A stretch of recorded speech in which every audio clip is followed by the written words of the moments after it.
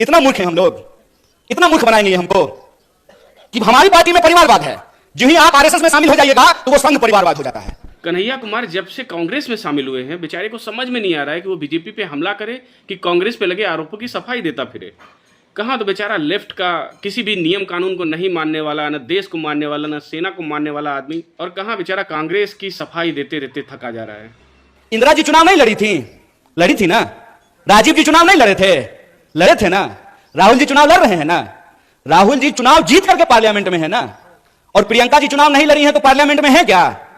तो ये परिवारवाद की नई कहानी हमको सुना रही है। अरे कन्हैया जी, इसमें नई बात क्या है? ये तो बच्चे बच्चे को पता है कि किसी को भी सांसद बनना है तो चुनाव लड़ना पड़ेगा, संसद में जाना है तो चुनाव लड़ना पड़ेगा। आप कुछ नया बता रहे हैं क्या इसमें? तो आप सब अपने मन में विचार कीजिए। आजाद होने का मतलब है आजाद ख्याल से प्रश्न करना। मैं मंच पे खड़ा हूं तो मैं जो भी बोलूंगा उसको आप यूं ही सच मत मान लीजिए। अरे वो तो हम वैसे भी नहीं मानेंगे, आपको बताने की जरूरत नहीं है कि सच माने कि नहीं माने। और आपकी बातों को और कांग्रेस पार्टी के लोगों की बातों को तो वैसे भी हम सच नहीं मानेंगे। मान लीजिए, आप अपने मन में विचार कीजिए कि अगर भाजपा कहती है कि राहुल गांधी जी का सांसद बनना परिवारवाद है। लगता है आपको ट्रेनिंग सुप्रिया श्रीनेश जी दे रही हैं, इसीलिए सारी फर्जी न्यूज लेके आ रहे हैं। किस भाजपाई ने कहा कि राहुल गांधी का सांसद बनना परिवारवाद है? तो अमित शाह का जो बेटा है, देखें उसका मुंह देखें जैसा का है? उसका बीसीसीआई का सेक्रेटरी बनना परिवारवाद है कि नहीं है? मुंह तो हमने जैसा का भी देखा है और आपका भी देख ही रहे हैं कन्हैया जी। आप जैसे देशद्रोही का भी मुंह हम देख ही रहे हैं ना, मना तो नहीं किया देखने से। और ज्योतिरादित्य सिंधिया जब यूपीए में मंत्री थे, उनके पिताजी भी मंत्री थे, माधवराव सिंधिया। तो जब तक वो कांग्रेस में थे तब तक परिवारवाद था। और जो ही मोदी जी के बगल में जाकर के बैठ गए हैं तो ताली बजा रहे हैं। आहा, उनकी सूरत देख रहे हैं। इतना मूर्ख हैं हम लोग, इतना मूर्ख बनाएंगे ये हमको।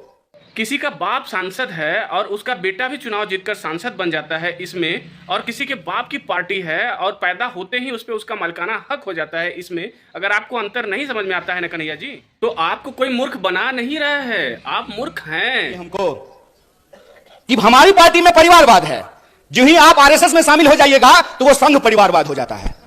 अगर परिवारवाद गलत है चचा, तो संघ परिवारवाद भी गलत है।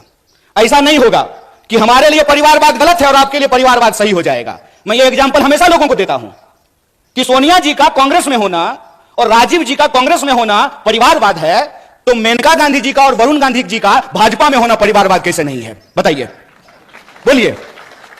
बेवकूफ बना रहे हो। तुम्हारा खेल हम समझते हैं, और इसका खेल जानते हैं हम क्यों समझते हैं? क्योंकि हमारे जैसे लोग राजनीति को कभी अपना कैरियर नहीं समझते हैं। हमने, और ये मैं पब्लिकली बोल रहा हूं आपके सामने, ये जो आप तमाम लोग यहां बैठे हुए हैं ना, हमने आपका नमक खाया है। आप जो टैक्स देते हैं उस टैक्स के पैसे से हमने दिन रात पढ़ाई करके पीएचडी की है।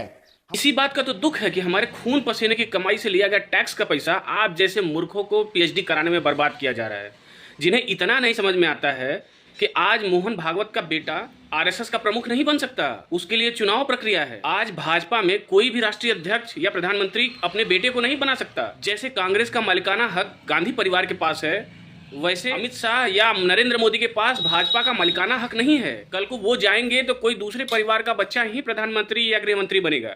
पर आपको ये सब बातें तो समझ में आनी नहीं है, तो हम क्यों अपना सर खपाएं?